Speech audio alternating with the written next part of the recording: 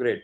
Om Ganana Tva Gapatikam Avamahe Kavim Kavina Umashravastamam Jeshtarajam Brahmanam Brahmanaspatana Shrinvannodibasi Sadanam Shimaha Ganapataye Namaha Prano Devi Saraswati Vaje Bhirvajinivati Dhinam Avitrevatu Maha Saraswati Namaha Guru Brahma Guru Vishnu Guru Devo Maheshwara Guru Sakshat Param Brahma Tasmai Shri Guruve Namaha Guruve Sarvalokanam Vishaje Bhavaroginam Nideye Sarva Vidyanam Shri Dakshina Murtaye Namaha Spin Guru Charanarvindabhyam Namaha Devim Vachamajanayanta Devaha Tam Vishwarupa Pashvo Vadanti Sano Mandreshu Murjanduhana Dhenarvagasman Upadishtaitu Yasam Vadishrattaram Shakte Pautravakalmasham Parasharatmajam Bande Shukadadam Taponidim Yasaya Vishnu Rupaja Vyasa Rupaja Vishnave Namo Vai Brahmaridaya Vasishthaja Namo Namaha Shri Gurubhyo Namaha Shiva Shakti Samarambham Bhaskara Acharya Madhyamam Asma Srinath Paryantam Vande Guru Paramparam Shri Gurubhyo Namaha Shri Grita Mahadepa Sundari Shri Chandramoulishwaraya Namaha Shri Kanchi Kamakodi Peethadipati Guru Shri Shankaracharya Shri Charanayoho Pranamaha. So, any questions so far in what we have learned? Okay. All of you can unmute yourself so that I can hear you and we can make it more interactive. Let's go to the 6th and 7th that we are going to do today. Ara iva rathanabhav samhata yatra nadyah sa eshontascharate bahudha jayamanah. Ara iva rathanabhav samhata yatra nadyah sa eshontascharate bahudha jayamanah. Omityevam ध्यायथ आत्मानं स्वस्ति वह पाराय तमसः परस्तात्. ओमित्येवं ध्यायथ आत्मानं स्वस्ति वह पाराय तमसः परस्तात्. This is how the mantram is. If you do split each of the words. Now, if you get into the literal meaning, rathanabhav, in the navel of the wheel of the chariot. In the navel of the wheel of the chariot, araha is spokes of the wheel. Iva means like. Nadyaha is reference to the nerves. Yatra means where. Sauhataha means meet. Bahudha means variously. Jayamanaha means becoming manifold. Sa eshaha means this. Atma is obviously referencing the Atman. Antaha, within that, charate, dwells, means resides, in the literal sense moves. Atmanam means that Atman. Om is obviously Om. Iti means thus. Evam, verily. So Om ityevam is split as Om iti evam. Om ityevam. Atmanam is again that Atman. Huh? Evam means verily. Verily means truly. Verily. Verily. Dhyayata means do thou meditate. Thou means you. Vaha means to you.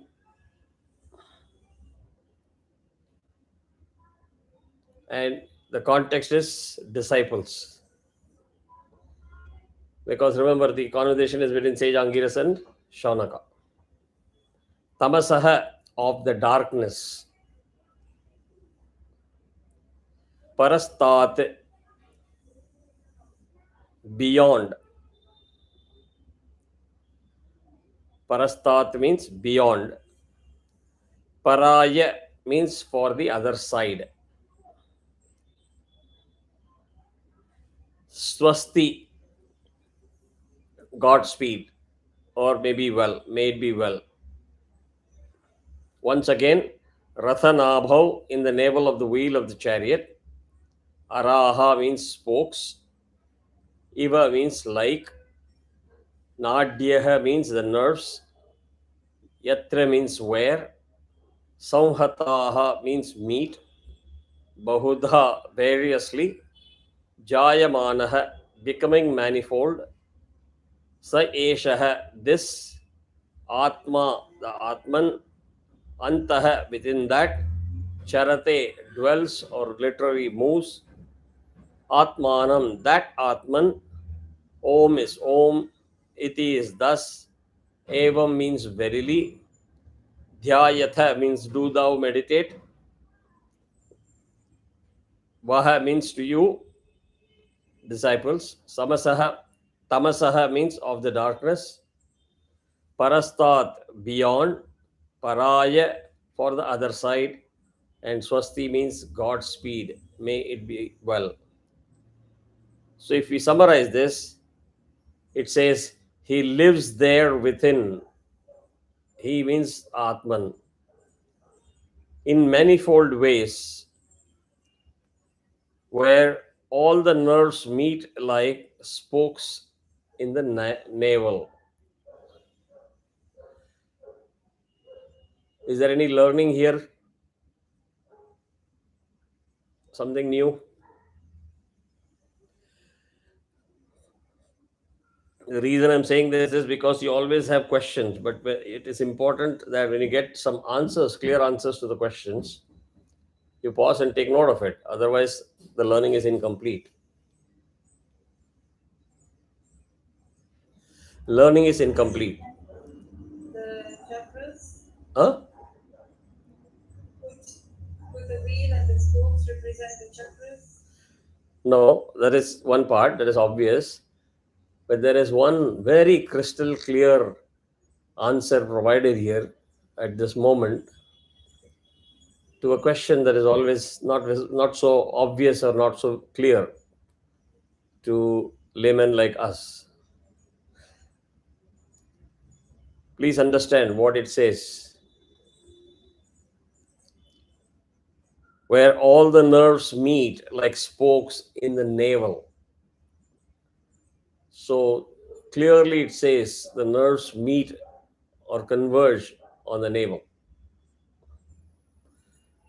Remember when we talk of Vak, we always say the nerve starts from the navel all the way to the tip of the tongue. So at that time, you would have had a question whether it is just one nerve that is starting from the navel and ending there. There was no talk of what about the rest of the nerves. Here, clearly it says all the nerves are ending at the navel. So when you visually imagine the nerves coming out of the navel, it is like the center of the wheel of the chariot, and the nerves look like spokes of the wheel. Make sense?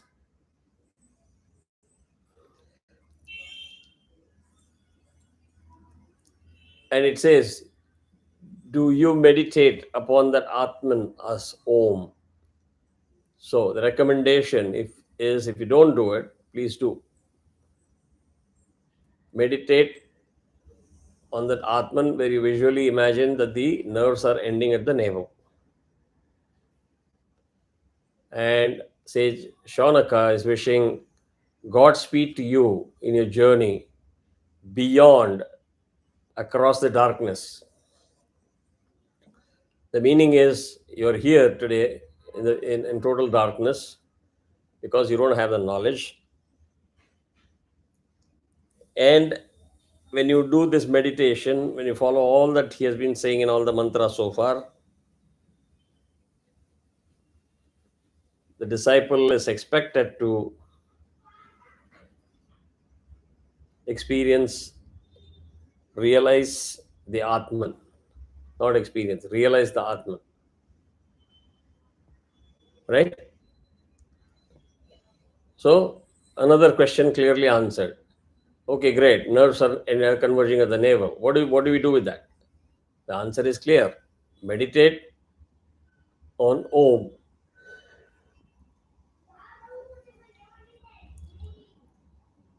Right? So that's where you need to start. If you really want to get down to the practice of what you want to do to put your effort to attempt moksha. So when it says meditate on Om, is it like recite the word Om? Or Yes, yes. Visualize, meditate, chant externally as you progress in the field of meditation, it will become more and more internal. Is the chanting of the Om to be synchronized with any sort of breathing, or what's the right way of saying the Om? Breathing is basically to control and get your entire vitals stable. Breathing is directly associated with anxiety, and when there is anxiety, there is distraction, there's no focus, and you will not be doing the good job of what you set out to do. And we are all reluctant to accept and transform, to say, when I close my eyes to meditate, I'm not able to do it because of the distraction. The distraction comes out of loss of focus. The loss of focus comes out of anxiety. And anxiety comes out of lack of knowledge or darkness. So visually imagine Om.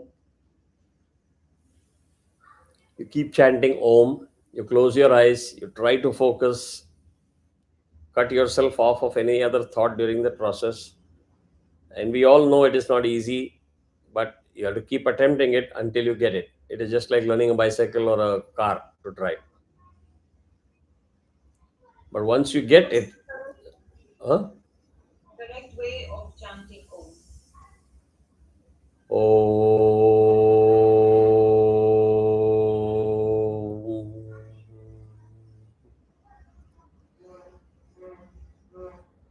One way to do that is you traverse visually that path, including the Chandrabindu. That is where you don't say oh. Don't cut them.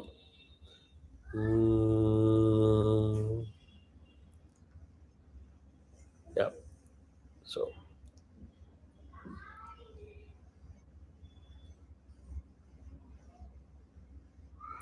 in manifold ways means it reflects on the various moods and modes of the mind. The mind is going to go roller coaster, sometimes happy, sometimes depressed, sometimes agitated, sometimes calm. There are various expressions of the mind. That is what is called as various manifolds, and you gain control on all that stuff. Across the darkness means the darkness of ignorance, right? You all know what the meaning of guru is, right? If you spell it, the one that removes the darkness in your life by giving knowledge, right?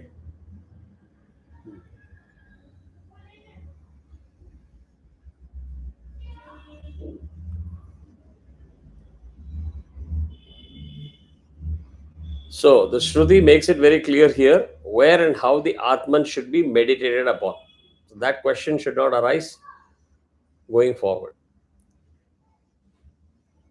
What is the heart? The heart being the center of consciousness and physical activity.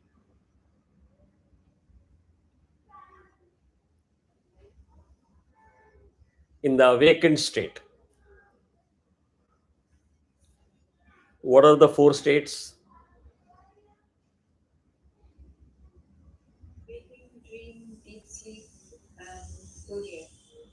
Sanskrit word? Jagrat, Swapna, Sushupti, and Turiya. Turiya, correct. So I have also explained in one of the mantras how this Om is representing those four states. Correct? That's why that Om is being used as a visualization. Om is used for chanting. That Om also helps you traverse through the four states. Okay.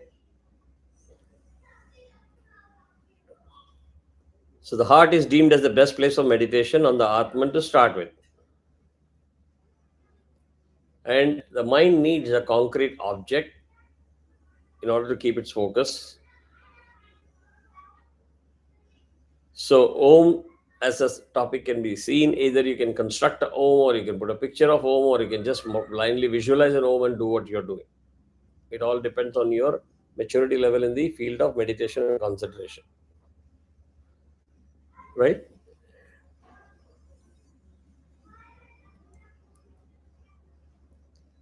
So once the mind has that symbol, a concrete object for its contents, with whose help it learns to concentrate. So imagine if you don't concentrate or meditate with that Om symbol, you don't have any symbol, you don't have any object, any idol, your mind is going to keep wandering here and there.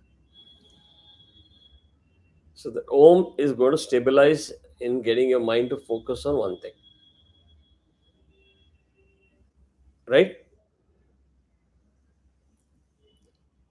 So while you're visualizing the letter Om, you can also chant Om and hear the vibrations. So that's pretty much the sixth mantra is. Any question on that?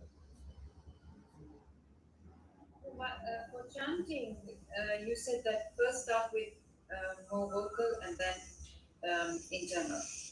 Yeah, when you are doing it first time, it will be like you will struggle, but everything is physical. You need that Om to visualize, you need that Om to chant, to create that vibration. But ultimately, when you become a master at this, you don't need the support system of a visual object or physical vibration to achieve what you intend to achieve. It comes naturally. But I doing it then we should chant it loudly, is it? Yeah. Not within like. As a beginner, yes. I think in the initial stages, so that if I'm not wrong, it's very difficult to get that kind of a focus. So if you chant it loudly, you're hearing it, you're seeing it with your eyes closed. So you don't get distracted with anything. You're only focusing on the tone. So that is one way to learn how to focus. Because I have tried it so many times. If I don't chant, I can't sit quietly. Immediately my mind starts wandering. So it's better to say that loudly so that you keep other people from disturbing you, and you can focus it. Thank you. So a little bit more elaboration here is when we say the person has got a personality or a quality, certain quality, right? The person is very aggressive, soft, mild, aloof, very involved, all of those descriptions that we use, this quality is of the mind and not of the Atman. Atman is where it is. This is the quality of the person's mind. And what does it mean? What do you mean by the person's quality of person's mind? If the person is happy or sorry or pleased or displeased, it means the mind of the person has taken certain forms. All those forms are changes felt within. It's felt internally, and they cannot belong to the nature of the Atman. So Atman is eternal. Atman cannot be created or destroyed by any privilege, and it cannot lose its connection to the Paramatma. Right? So therefore, every experience is a fluctuation of the mind. You win a lottery, it reflects in your mind being very, very happy, excited, super excited. Unfortunately, there's a theft that happens at your home. You feel sad. Unfortunately, if you see a death in the family, you feel even more deeply affected. And that when we say deeply affected, etc., the person is sad, the quality of the person described means the quality of the state of the mind. Make sense? Yeah. So whenever somebody says, I'm happy, I'm sorry, it's all the status of the mind. So the Atman, which is distinct from the functions of the mind, should be meditated upon through the symbol of Om. Clear? The meditators, as it was already described, are those who have withdrawn themselves from the impulse for desire and action. Kama, karma. Desire and action through an intense desire or impulse or yearning for the attainment of absolute knowledge. Go back to what the state of mind of Shaunaka is. He wants answers to so many questions. So you can't tell him to just sit cool in one place, ignore everything, and everything will happen automatically. Like I keep hearing the term, Bhagwan sab dekh lenge, upar Ishwar sab dekh lenge. Upar, there's nobody with a two hand and two leg sitting on top of you to monitor and say, okay, you are tired, you take a nap, and I will do it for you. Whatever has to happen has to be done by you. Make sense? Yeah. So, any obstacle that impedes the free progress of the disciple, the preceptor blesses them with auspiciousness for the sake of reaching the other side of darkness. So, somebody is teaching you, and if you're a student or disciple regularly of somebody, and somebody will constantly guide you in the direction of clearing this darkness and guide you in the quality of like what we described just now. Okay. Now the next one. Shall we move to the next one? Yeah, okay.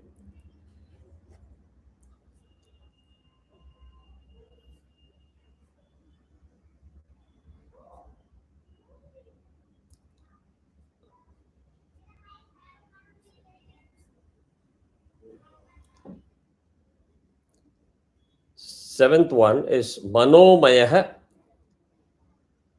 Prana Sharira Neta Pratishthitonne. After to, there is Avagraha and in ne.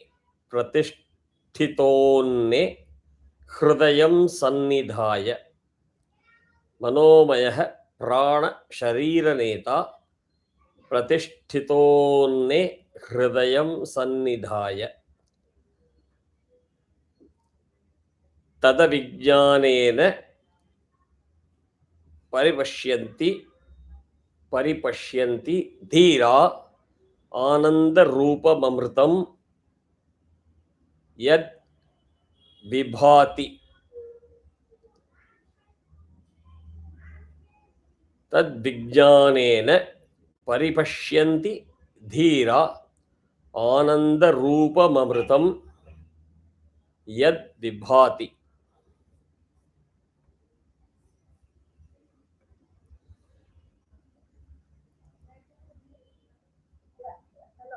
Yeah.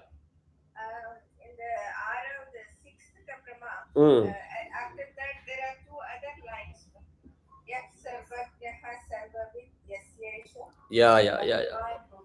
Correct. Brahmapure kesha Vyomnyatma pratishtitah. Yeah. Have you mentioned? Adum pannanum. Yes, correct. Yes, sarvajnah sarvavidyastyesha mahima bhuvi divye brahmapure hyesha vyomnyatma pratishtitah. I think in the other screenshot that is missing. So let me give you the screenshot of this part. How do I do it for you? Because if you don't know how to read Devanagari, Soralji.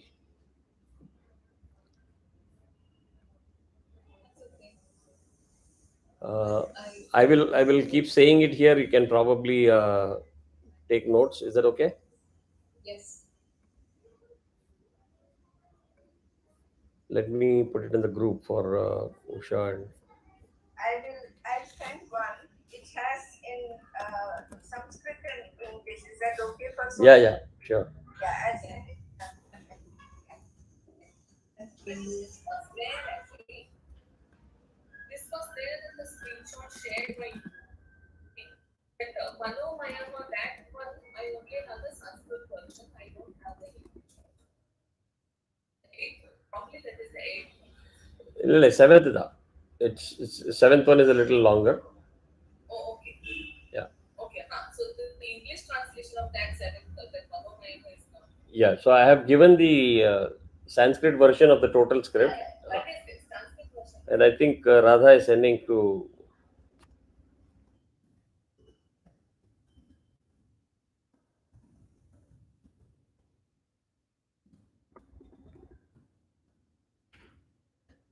Shall we continue?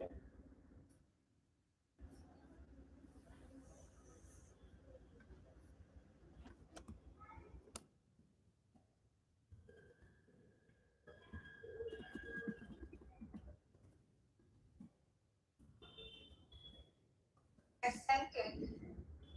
It has English as well. Yeah, I got it. Thank you very much. Yeah, brilliant. Thank you.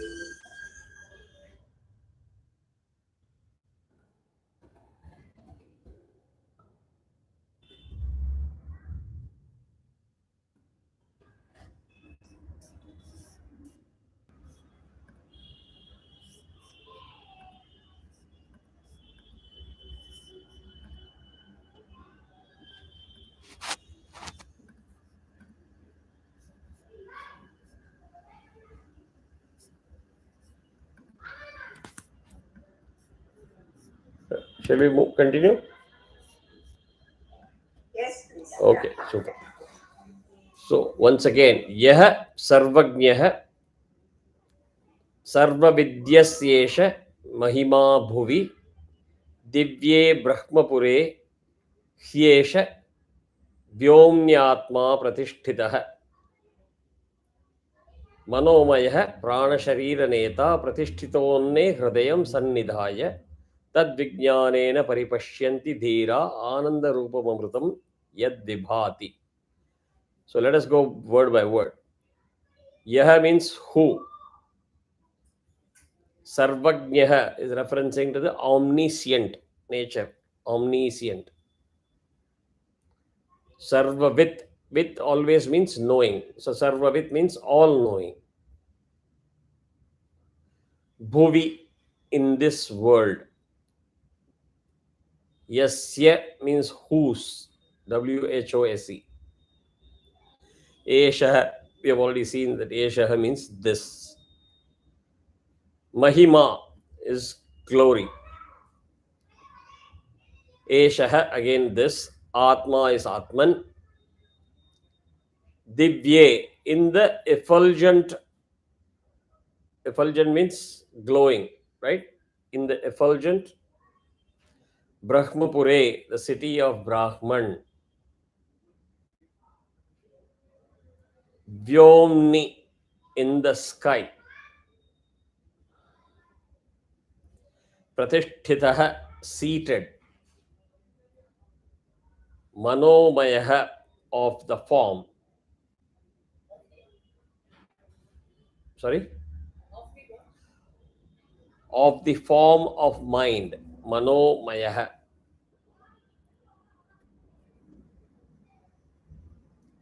Prana Sharira Neta, the controller of the pranas and the body. Saha means he. Hrudayam, in the heart. Again, Sannidhaya means being seated. Anne, in the food, that is in the body nourished by food. Pratishtitaha is established or seated. Dhiraha, the wise, Wise. Dhiraha. Tad Vijnanena, by knowing which. Tad Vijnanena, by knowing which. Yat means which. Ananda Rupam, of the nature of bliss, not just happiness, bliss. Amritam is referring to the immortal elixir, Amritam. Vibhati, shines. Tat means that. Paripashyanti, see or realize. Paripashyanti means see or realize. So if you summarize this, the meaning is this Atman which is omniscient and knows all, and whose is this glory manifest in the universe. It is the glory of the Atman that is manifested in the universe, dwells within the sky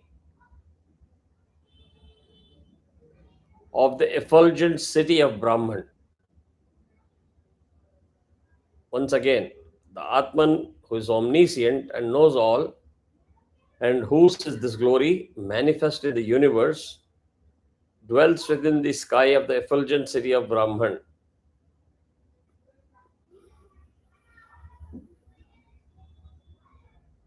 Clear? He is the form of mind. That Atman is in the form of mind, the control of the pranas and the body.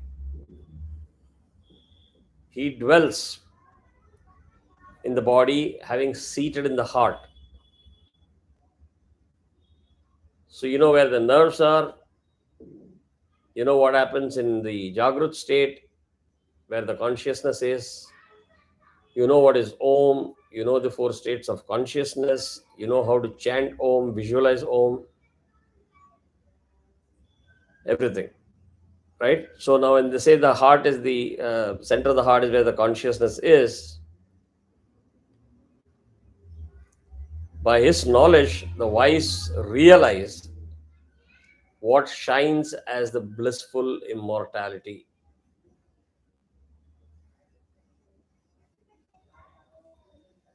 Now here, I would recommend all of you to seriously take this and start practicing, doing this Om and meditation, etc., and see what impact it happens. Not just for teaching spiritual part, I also teach this aspect of, I use the word nyasam, not just meditation, where there are a couple of things like the pranayamam, the set of three packages that we do. If you are familiar with the Brahmari pranayamam also, that is another thing that you can do. And 3 key parts that I say do the nyasa. I mean, there are a whole bunch of things that I can teach, and there are many things that you can learn. But predominantly, you keep your finger like this in your nabhi and do this Om when you're fresh. Sit cross-legged, and when you're using one hand to do that nyasam, the other hand can be like this.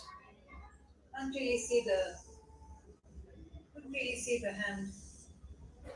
I mean, how did you? Oh, okay. Like this. Yeah. The key part is the tip should touch, not the thumb. The thumb is just to keep it stable. If you just leave it like this, it'll keep dancing. So this is just. So then touch this to the navel. That is the part that is always used for sparsh, touch. And all of these things are recommended to be done on a skin touch. So there's no point at all whatsoever if you start wearing the full jacket and coat suit, etc., and start doing these nyasams. So do this nyasam on the nabhi. The next is the heart. And the third is the throat.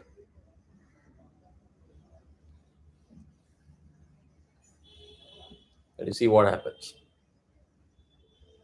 And the other hand, you should.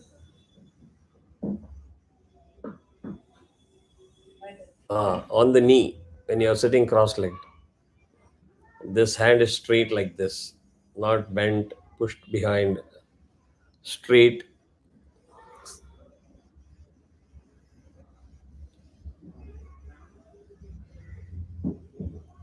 Clear? So then the question will come, how can I do the skin sparsham when I'm sitting outside like this? No, you go to your prayer room. You don't have to have anybody disturbing you.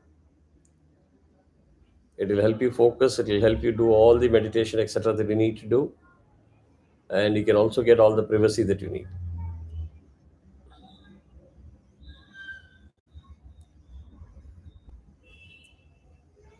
So once you get his knowledge is when the wise, because now you are now removed your darkness with knowledge. And once you get the knowledge, the wise will realize what shines as the blissful immortality. So your desires are controlled, your focus, and you have started establishing the body and the mind connection. So you don't start doing la la land and so deeply engrossed with what you see. I see an iPad, I see a phone, I see iPhone, Apple Watch, etc. All those things disappears. It's all about you, your mind, and your body. It's total internal focus, internal concentration. If it becomes too difficult for somebody who's maybe a commerce graduate, etc., it may be good to see a diagram of the body anatomy, internal. So you can visualize the heart is the shape, it is here in this angle, etc., and where the heart is. There are many people who don't even know where the heart is. And thanks to all the Bollywood movies and all the television channels, when they even take a pledge, the heart will go like this. So people think the heart is on this side. The heart is right in the center, where you can imagine. From there, it extends. It is this shape and this big. But the real heart is where the sternum is, the soft tissue just to the sternum. So if you do the right point, right sparsh, right technique, right focus, right concentration, right meditation, and you understand how to chant Om, you understand how the Om is written, and you are able to visualize it, then you will start beginning to see some kind of an impact or change. Else, you miss any of the thing that I've said in this class today up to this point, you will be on a different path.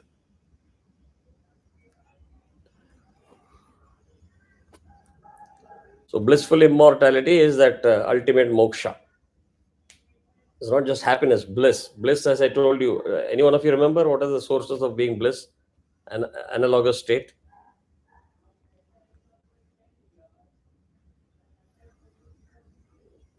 If you don't remember, then you're missing all the key points. Right? And if you miss all the key points, your questions will be always unanswered.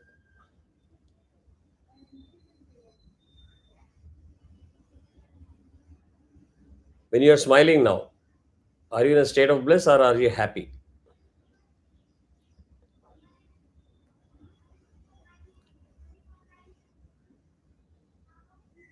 Not like embarrassed, not happy, not state of bliss. Like embarrassed that you can't remember, so but then it comes out as a smile. But I suppose the answer is happy. Happy, correct. What you are right now is not a state of bliss. That is the simple thing that I want you to understand. You can't say, "Oh, I am in a state of bliss when I attend your class." No, you can't be. You can be happy. So, what are the sources that I said? Analogous state, where you say that you understand what is being in a state of bliss.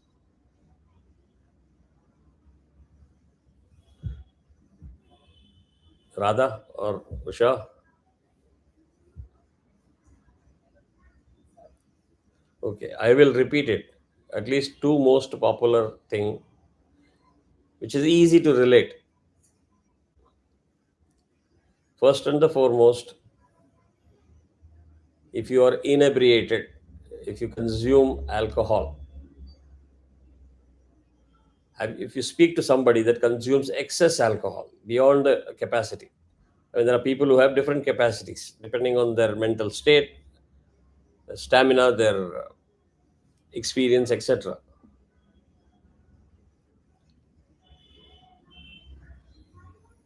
But when you keep on consuming it, there comes a point when your mind is clouded and you don't remember what state you are in.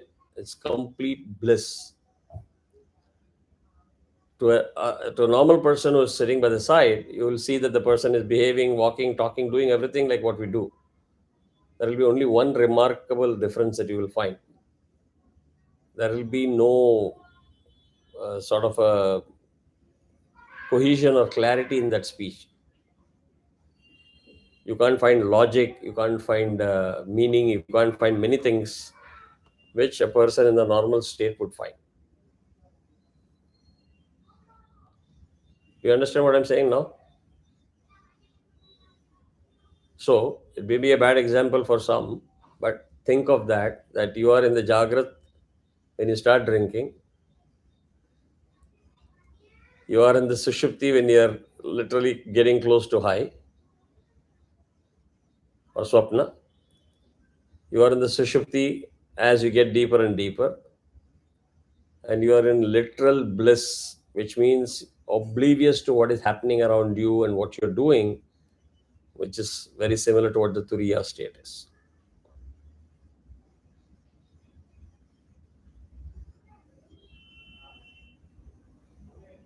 And the second one, which unfortunately in the society is a taboo to even say or discuss and doesn't help, is the state of union.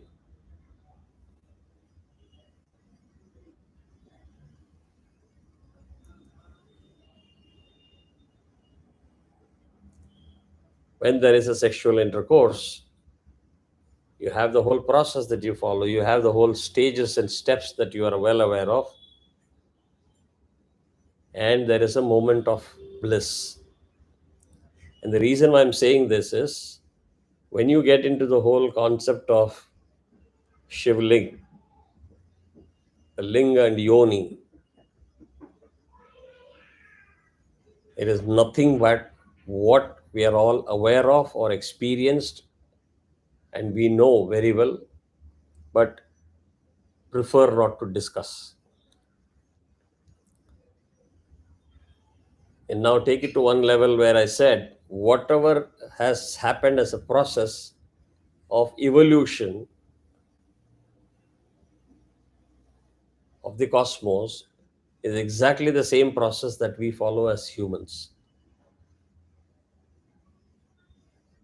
That is why technically there are two genders. If you see cosmos, Shiva and Shakti. If you see humans, male, female. You take Sri Chakra, the Bindu is the union, state of union, when they are one. You expand outwards towards the outer borders, it's evolution, expansion. Reverse is dissolution, coming back to the Bindu.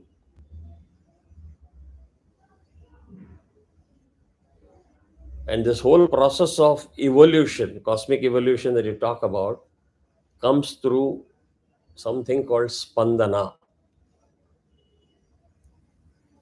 That spandana is like vibration. Imagine something like a forward backward stroke. That is how that evolution happens. So now you connect all the dots. From Om came the Bijakshara, from Bijakshara came many other Aksharas. That is where you result in the Matruka Akshara, which finally translates to Panchatanmatra, then Panchabhuta, and ultimately we come to see ourselves in the form of bones and flesh. So anything we experience or do as humans is no different from the process of cosmic evolution.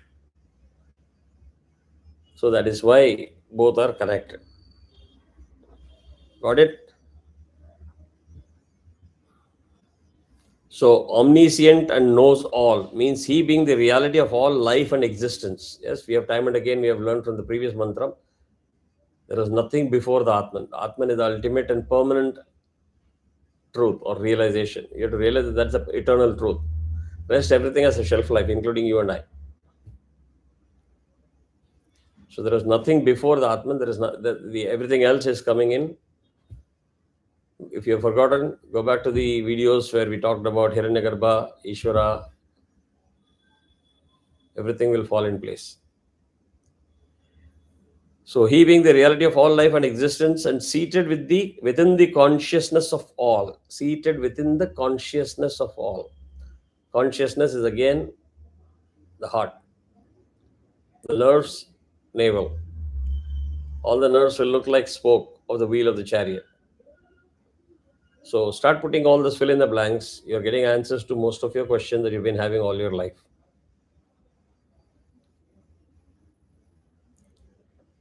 So that Atman knows all, both collectively as all of us or individually.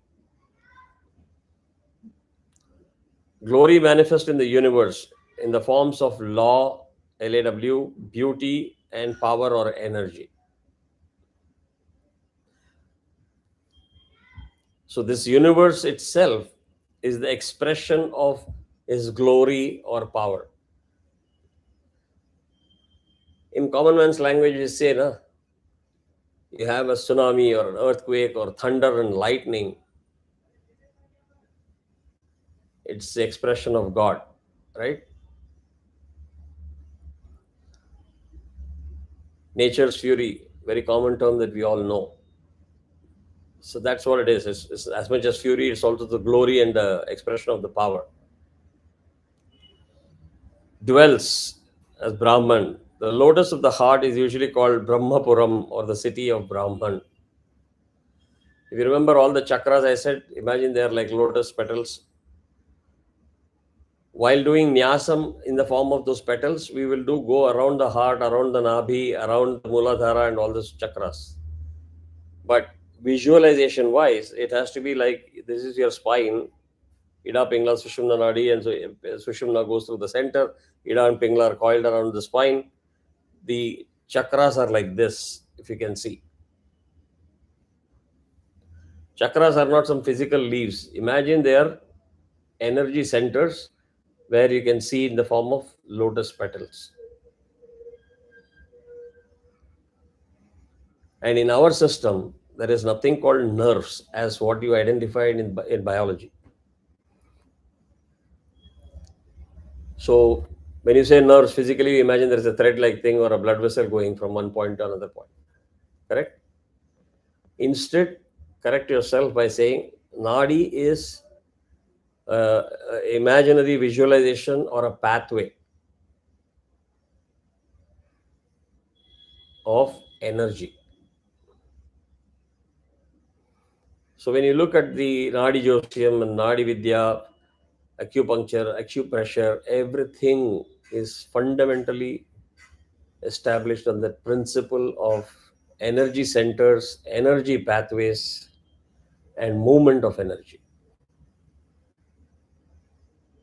So if you go to an acupuncturist, they'll say, I just have to put the prick in that particular location because it is choked. As I put this thing, it's just like when you imagine like your hand is there, and if you imagine that your hand is not opaque like the skin, but it is like a transparent glass or a transparent cover.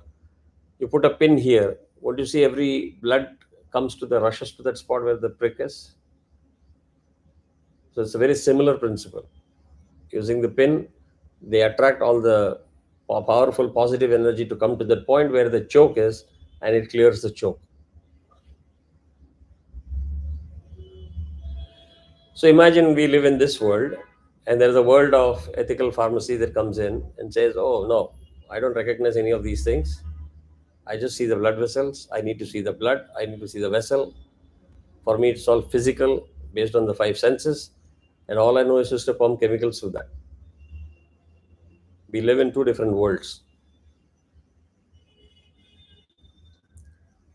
So it's not about whether one is right or other is wrong. It doesn't make sense to measure one with the rules of the other. Give me the clinical evidence of acupuncture. No, you got to figure your own way out. But they have done studies. It's again just to Yes, acupuncture studies have been done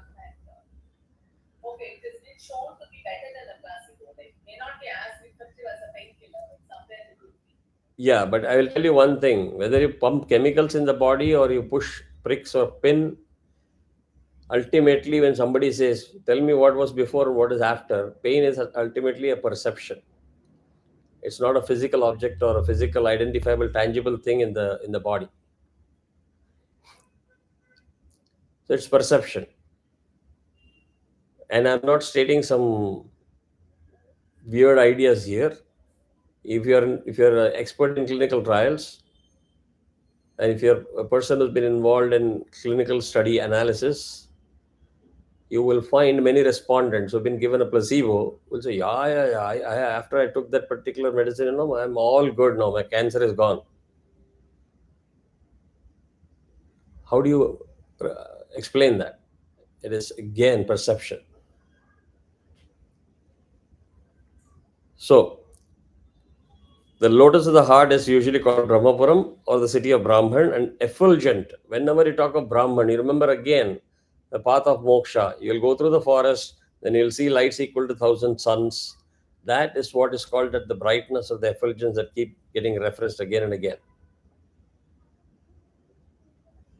So, do you remember all the stuff that you have learned in the past? If not, time to revisit all the YouTube videos, play it again, take notes. Otherwise, what will happen is it will be like you learn something new and you're flushing out the old knowledge. Hey, I forgot that now. New. As of today, momentary, whatever you told me today, I understand. Next week, this is gone, fresh. That will not help you. Ultimate aim is to make sure that you remember what was taught in the past. So you have to meditate upon the Brahman. Who has to meditate? Devotees, correct. The disciples, perfect.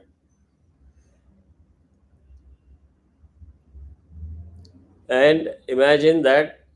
Have you ever seen a LED light or incandescent light in complete darkness? Tell me what you see what you see different than when you see a light inside a home or something like that.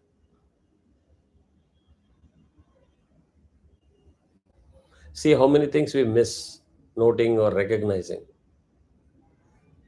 That's where the ignorance creeps in. If you see a light in pitch dark, next time try an experiment in your backyard. You will see a halo or a smoky surface around that area that is illuminated. You won't see that when it is not totally pitch dark. So here they're saying that it has to be a smokeless, brilliant light. That effulgence that you talk about is a smokeless, brilliant light, is what you will realize. He that is of the form of the mind means the pure consciousness or the pure self appears as one with its content or the mind. In ordinary state, the chit or the purusha remains perfectly identified with the mental state,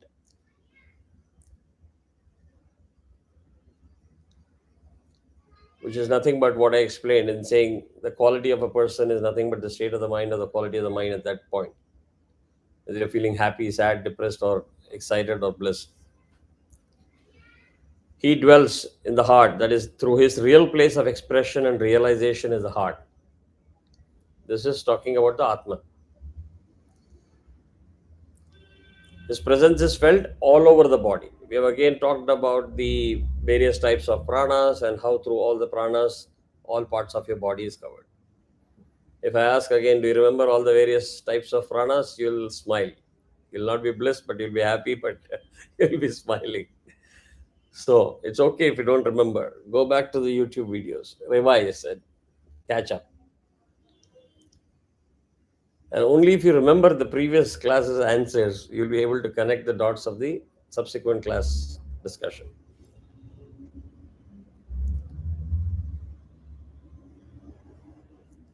So, Atman is you realize the presence of the Atman. all over the body in the form of life or prana and perception. By his knowledge, it means by knowing him and about him. By his knowledge means doesn't mean what is the knowledge of Brahman. Don't take it in the literal British or English English or Indian English. This is about knowing about Atman through the gurus and the scriptures. The wise will realize through meditation. Meditation is being used as an essential key to control your senses and then be able to carry on the journey.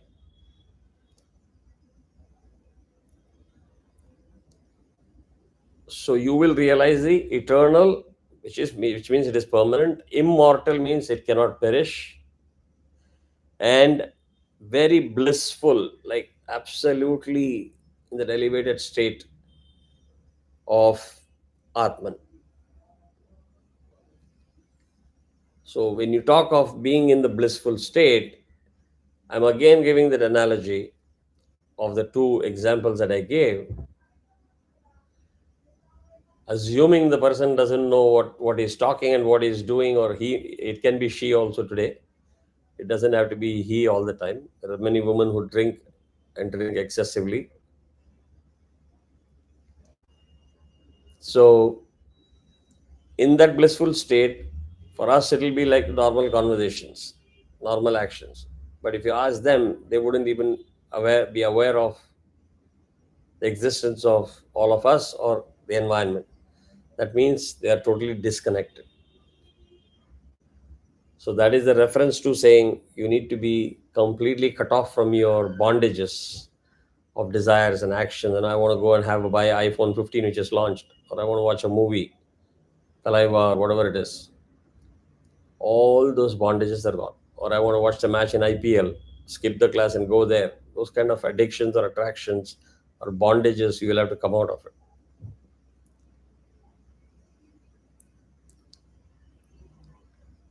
And it doesn't mean bondages of just desire in terms of what you want to have materialistically.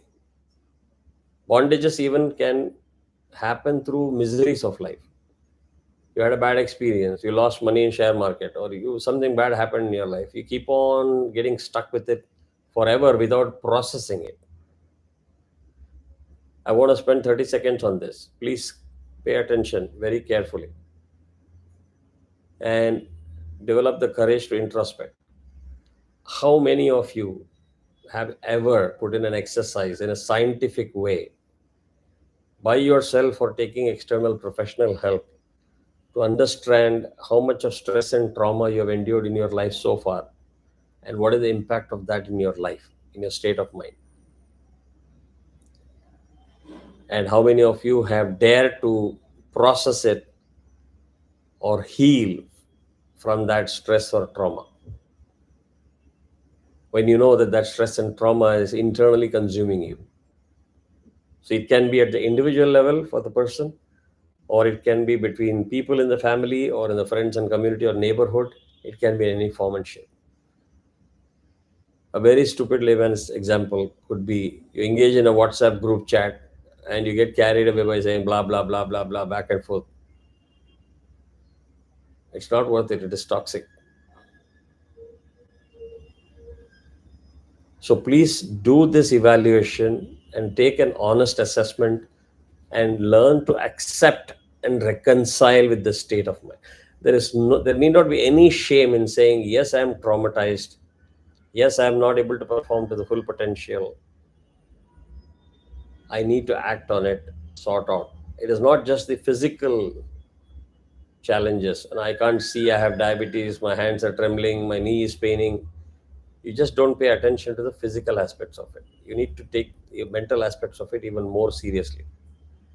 So when you start getting into the realm of mental state, not only you can take care of yourself and address yourself, but you'll also show a lot of empathy to the other person. And it will make you a better person in dealing with other people. You can't say why. For example, again, go back to the drunkard example. You can either dismiss the drunkard and saying the most useless person in the society is not worth living his life or her life, throw them out, or you can say, I understand what state he or she is, and my behavior can be adjusted to factor that in a positive way to help. Same thing for addiction. Same thing for simple things like, maybe your child is just having a love marriage. You don't accept it. Don't jump into by saying, okay, no, how will I face my society? What will I give as an answer? You're not responsible to give an answer to the society. That child is free to do what he or she wants. So if everybody starts developing that state of mind, individually and as a group, you're removing a lot of toxicity. Make sense? So we will stop with this. I don't know whether I exceeded. No, I think I'm okay. Maybe 2 minutes more. Any question on today's class or anything so far? Or shall we wrap up? I just want to confirm that you said the nerves are in the, like, Imagine your Nabhi as the hub of the wheel, the chariot wheel. yes. And then you have the spokes. The nadis are all like the spokes of the wheel of the chariot. Yeah. Yes. Go ahead. And then the heart is in the Seat of the consciousness, chit. heart. Heart is the seat of the consciousness or the chit. And the navi is the seat of the nerves. Okay, got it. Thank you. Yeah. All right. Radha has gone silent, so she's multitasking probably, or she's a patient listener.